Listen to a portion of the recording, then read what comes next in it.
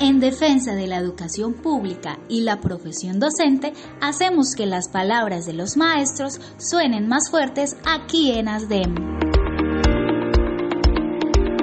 Estás escuchando Palabras de Maestros. Palabras de Maestros.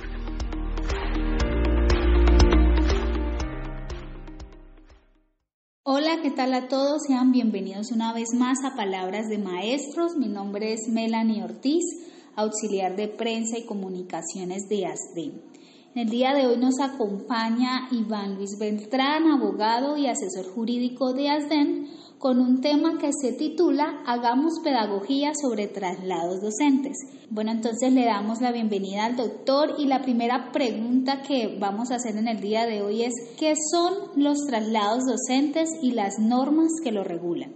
El ordenamiento jurídico colombiano está definido mediante normas jerárquicas, de las cuales partimos de la Constitución Nacional, las leyes orgánicas, leyes ordinarias o ley general. También hay los decretos leyes o decretos legislativos, ordenanzas, directivas ministeriales, circulares, resoluciones. En ese orden quedaría establecido la pirámide del ordenamiento jurídico. La ley orgánica son las que están llamadas a desarrollar la Constitución misma y sobre determinados temas. Estas son estudiadas, aprobadas, reformadas y derogadas por el Congreso de la República y se define por mayoría absoluta de votos, entendida como un texto normativo. La ley general entra a regular materias propias de la ley orgánica. Óigase bien, una ley general no podrá modificar, cambiar, regular una ley orgánica, ni podrá prevalecer sobre ella.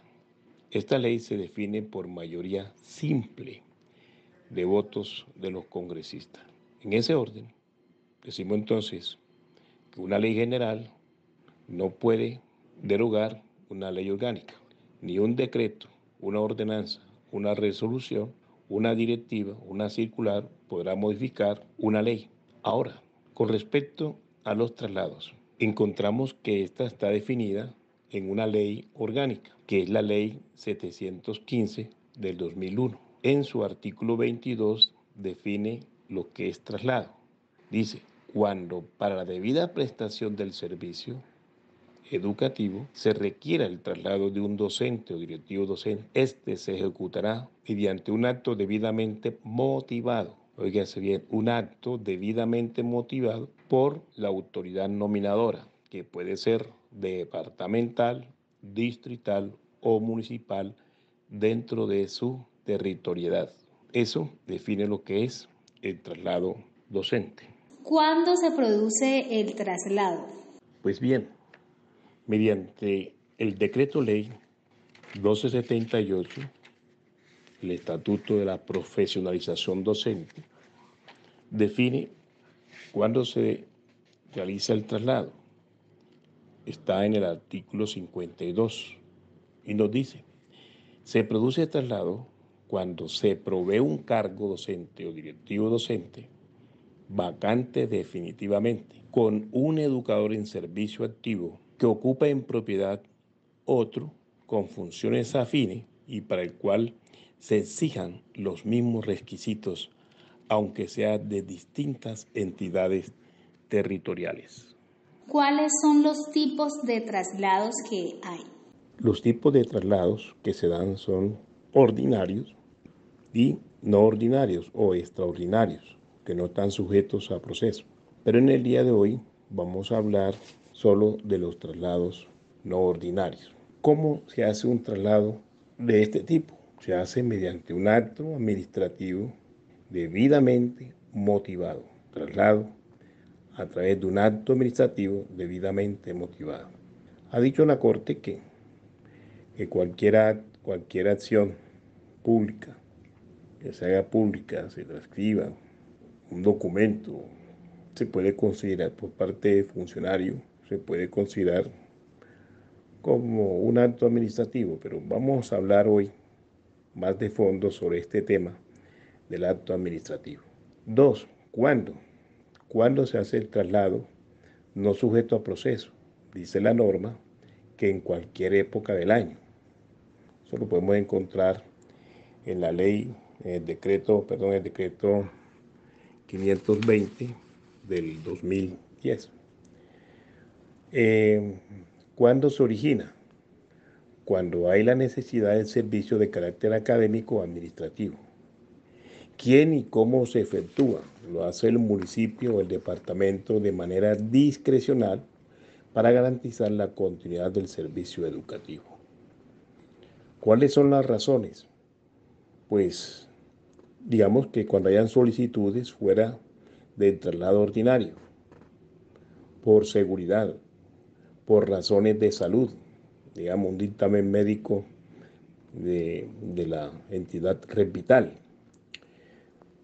necesidad de resolver un conflicto que se presente de manera y que afecte seriamente la convivencia escolar, y por solicitudes de recomendaciones del Consejo Directivo, ¿cierto? Esas serían las razones para las cuales se expediría el acto administrativo de traslado no sujeto a la parte de proceso ordinario.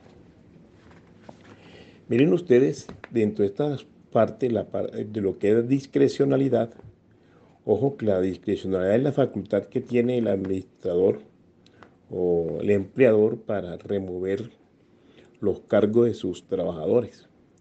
Pero esa discrecionalidad no puede realmente afectar los derechos fundamentales, la parte subjetiva del trabajador. Eso tiene que mirarse algunos aspectos, digamos, con el tema de la salud del trabajador. Tiene que mirarse con el tema de la unidad del núcleo familiar. Tiene que mirarse que no vaya a afectar las condiciones laborales de ese trabajador. Es un tema bastante interesante sobre el tema de la discrecionalidad, porque la Corte en ese sentido ha dicho que la discrecionalidad para trasladar los trabajadores no es absoluta. Hay que ver también las condiciones subjetivas del trabajador. Debe de ser escuchado el docente en este caso sobre cualquier movimiento que se haga de su oficio como docente. Ahora, es interesante traer a colación lo siguiente. En el artículo 52 del decreto 1278, cuando hablaba de traslado, dice que un traslado, cuando se provee un cargo docente o directivo vacante definitivamente con un educador al servicio activo.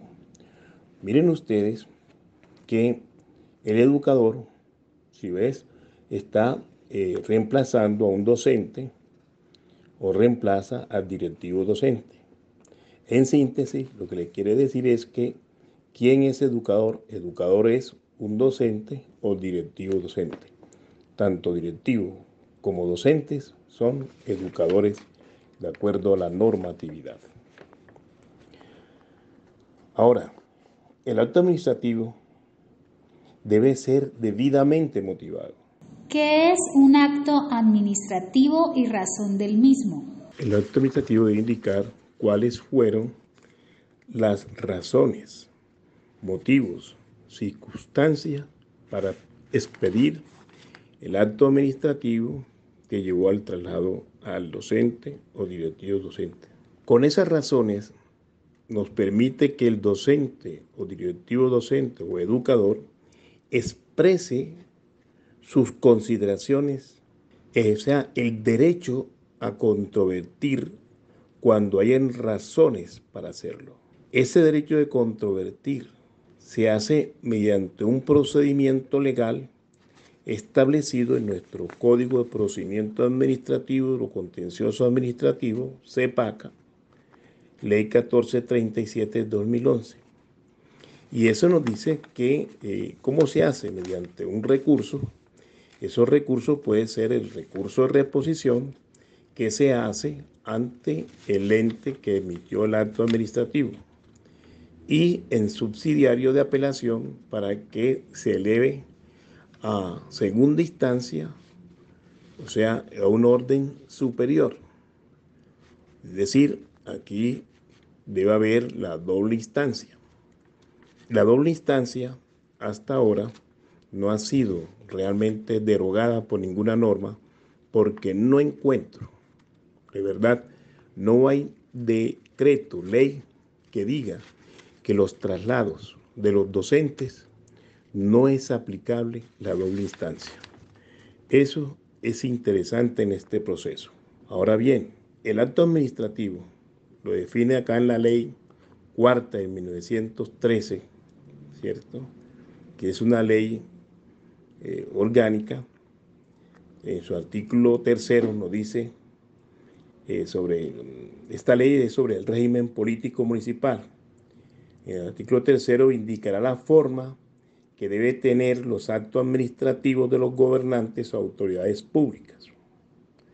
Dice, los actos de los empleados de carácter general se denominará comúnmente decretos y los de carácter especial se llamarán resoluciones.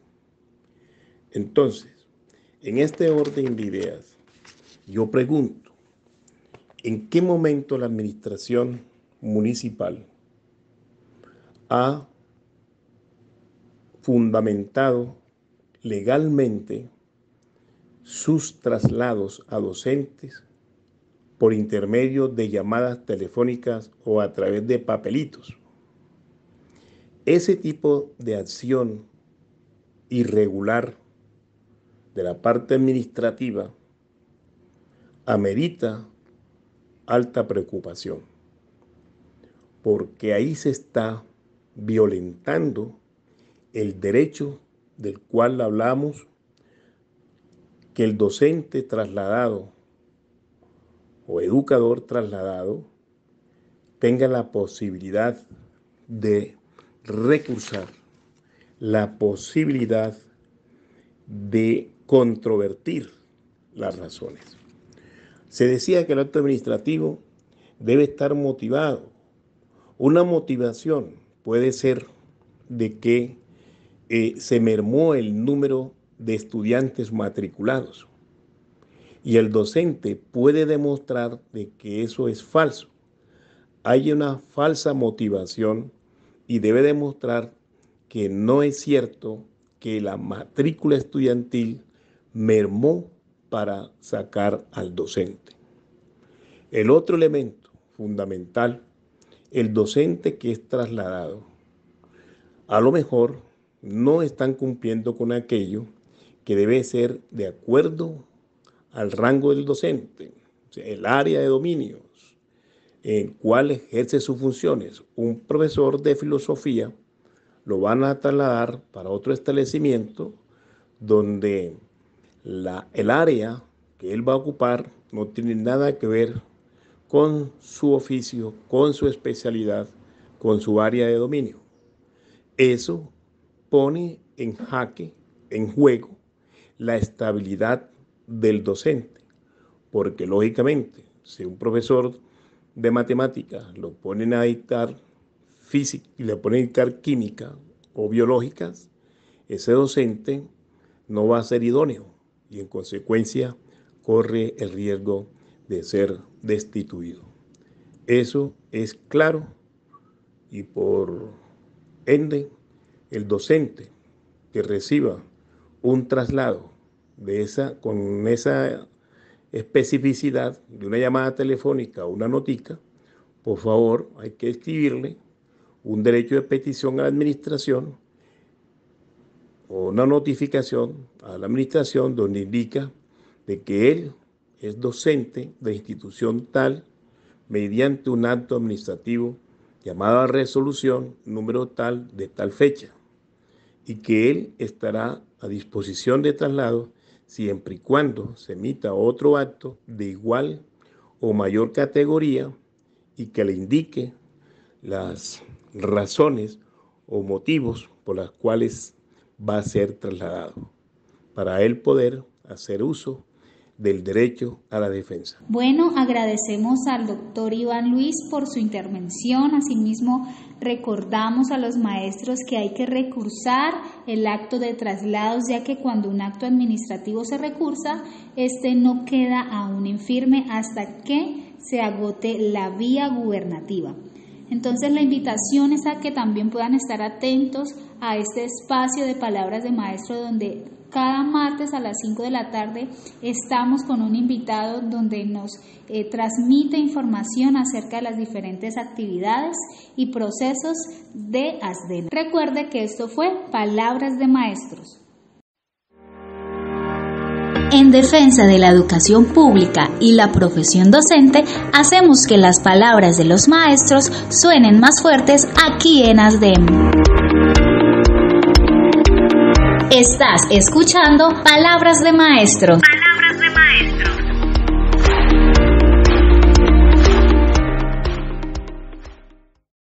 Las palabras del maestro suenan